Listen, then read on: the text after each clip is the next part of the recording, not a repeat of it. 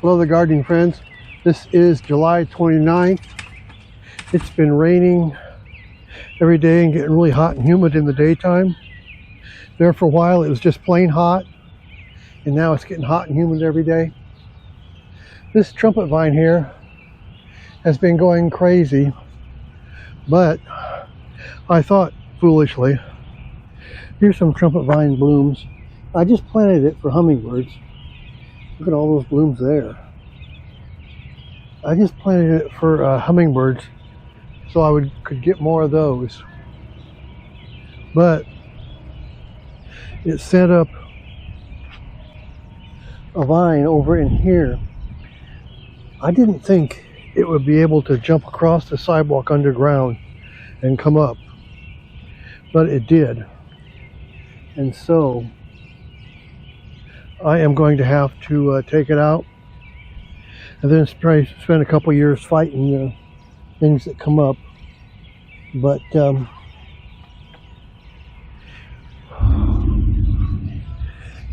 just a few years since I planted it, it's gotten nice.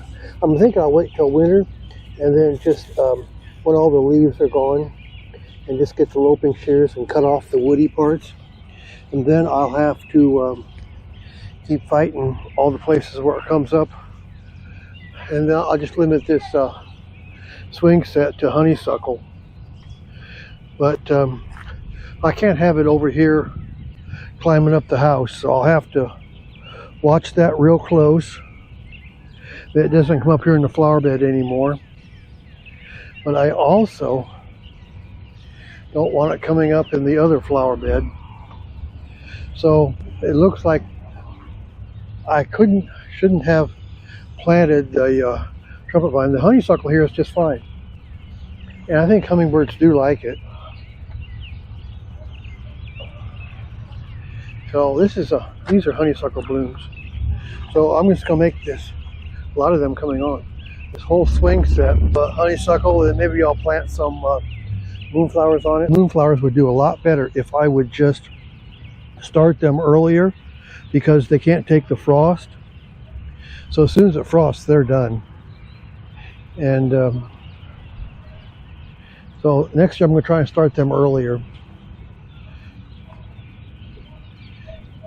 Here in the garden I've got tons of mystery lilies blooming.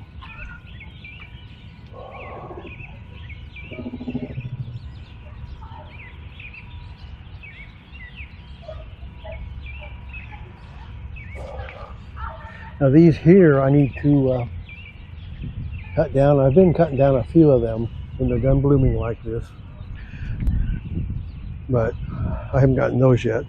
But they're blooming right in here next to the hibiscus, which has been blooming like crazy.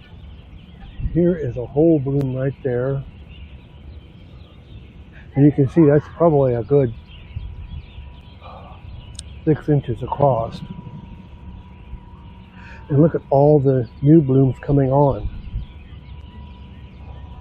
There's tons of those. Next year, before it blooms, here's one that bloomed, it's done blooming. Next year I'm going to have to cut it off close to the base so it's not out here across the sidewalk before it develops buds.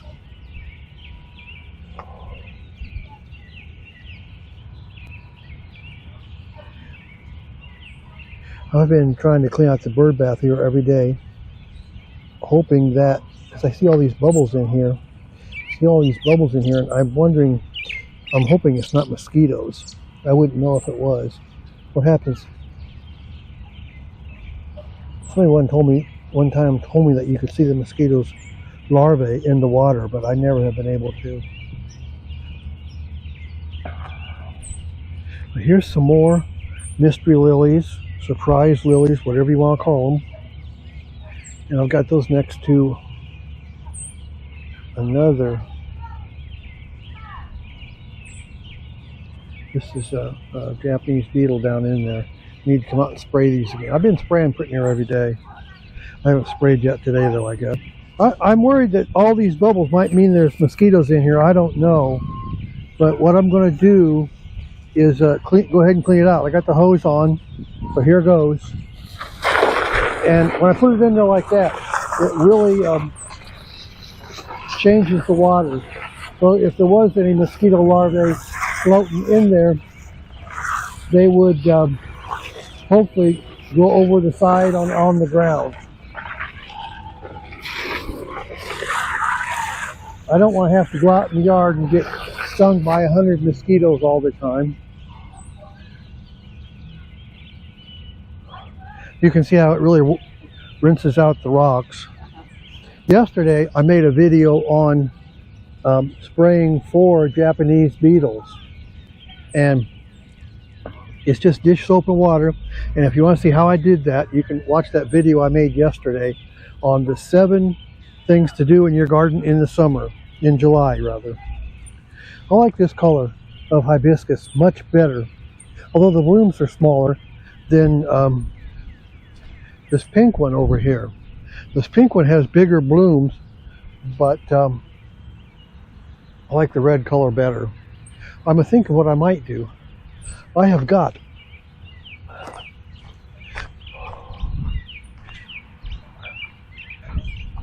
another hibiscus right here, which is getting ready to bloom, but I'm thinking about moving it up here.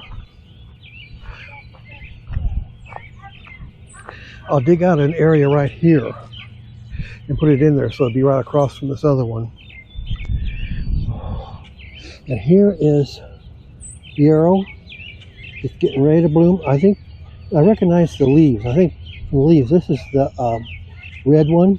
The yellow one I think has more whitish leaves, if I remember correctly. And here's another rose getting ready to bloom. Now, I did have a rose here. I dug it up and put it over here, and that's it. But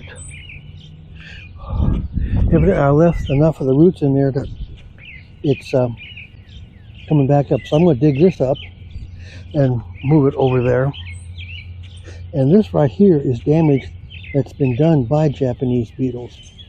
But when you spray them, they kind of go away and leave that plant alone that you sprayed. But you do have to repeat it. I think I repeat it whenever I see more beetles on there, or which a lot of times is pretty close to every day.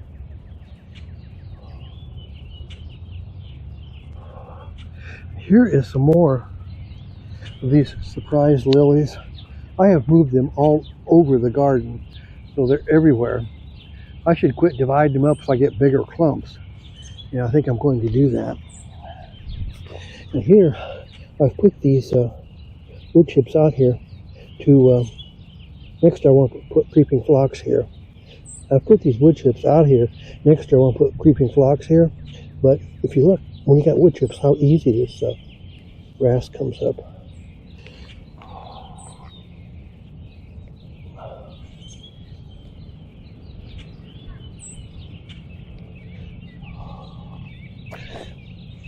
So hopefully I can put the creeping phlox in here, and that'll keep out all the grass and everything that keeps coming back. And there you go.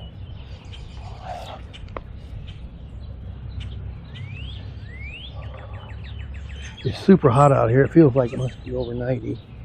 And here, I dug up and divided some bee balm from out back out here, and I thought it didn't make it, but it surely did. Here it comes. Right there. Oh, it'd be a nice big plant in here. Pollinators love bee balm. And here is my viburnum. It has berries on it that birds like during the winter. This is catnip in here. I have it all over. And here is some catnip, and in it, crocsamia. And here is catnip. And in it, I have crocsamia. It's growing right there. That's the foliage, the green spiky stuff. Here is some more surprise lilies, my phlox.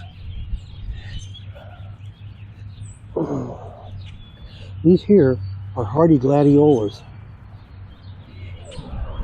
And they've been here for several years and they just keep coming back. And these are some hollyhocks. And they were over here, they're struggling away in the daylilies. And so I cut away some of the daylilies that were around them. And so now you can see they're doing just fine. I should get some blooms next year. And here is some columbine that I moved over here. It's doing just fine. Here is some more of this crocsamia. It's been growing here for several years. And here's the foliage for it right here.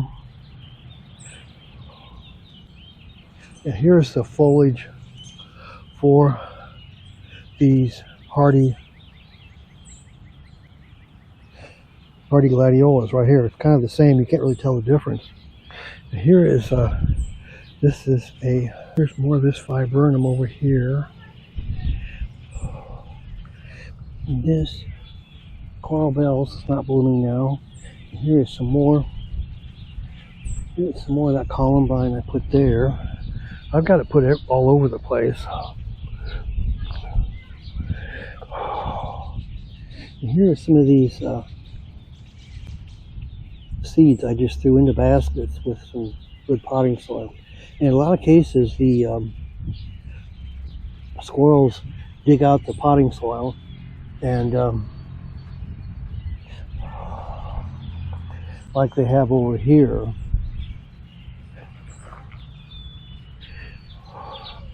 And over here you can see the squirrels been digging in there pretty bad.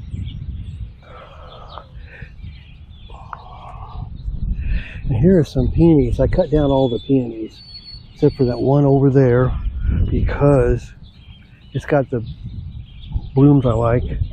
Here's one I forgot that I'll probably have to come back and get.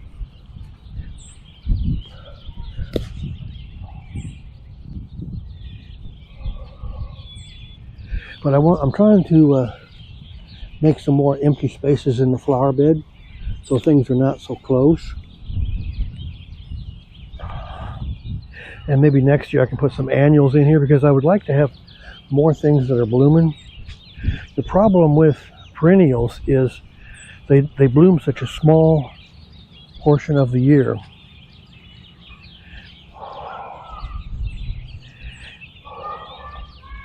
And here's another one of these baskets.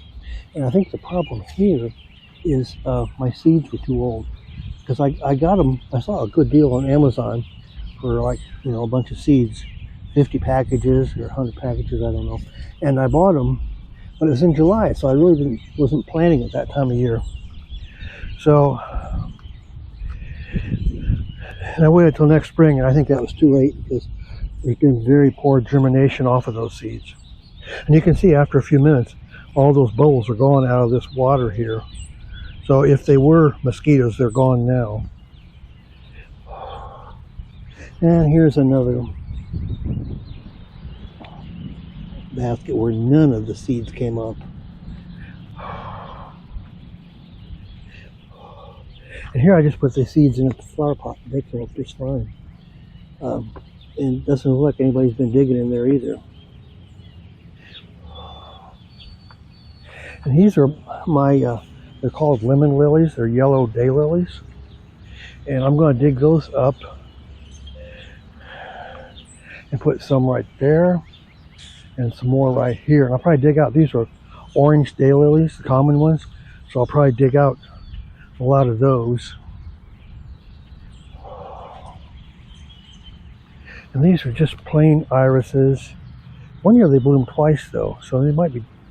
Anyway, I'm going to dig all the irises I've got scattered out here in the bed and make a special bed out back just for irises, because I'm starting to think that they do a lot better by themselves. Here's a flower pot where most all the things came up, which is great. So we'll see. Hopefully there'll be time this year that I can transplant them here into the flower bed, and maybe they'll put seeds out for next year, or the seeds could just fall over the edge of the flower pot, if because a lot of those things self-seed. Here's some more coral bells. I think these are alpine strawberries.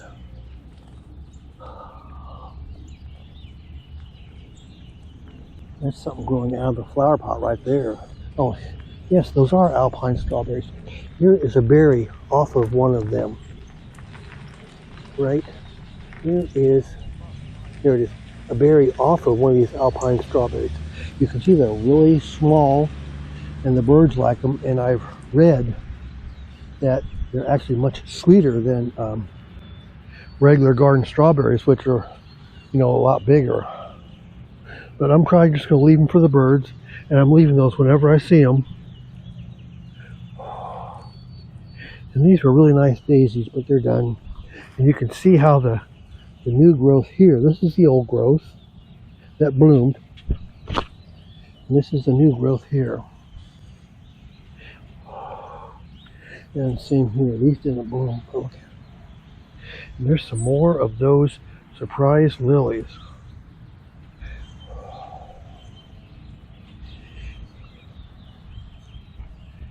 Oh, and my hostas are blooming. And some more blue leaf hostas blooming. And all these are getting ready to bloom. And I'm going to keep putting wood chips down here for the rest of this year and for next. And these moonflowers I put over here haven't been doing very well. And I think it's partially because a lot of squirrels like to come over here and dig.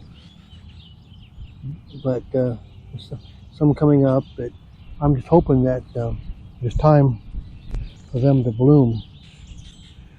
This is my amaryllis, and it's been blooming last in December, and now it's blooming right now, which is blooming here on July 29th. Because isn't that right next to the amaryllis right there? Look at the blooms on this hibiscus. Isn't that something? And here is the mystery lily. Look at all the blooms on that mystery lily up next to this hibiscus. And that's a geranium down there. I had this geranium in the house all winter long, and I brought out here and planted it, and it's just going crazy outside. Plants just don't like it inside. Look at the blooms on this honeysuckle. Yeah, isn't that pretty? And this one here.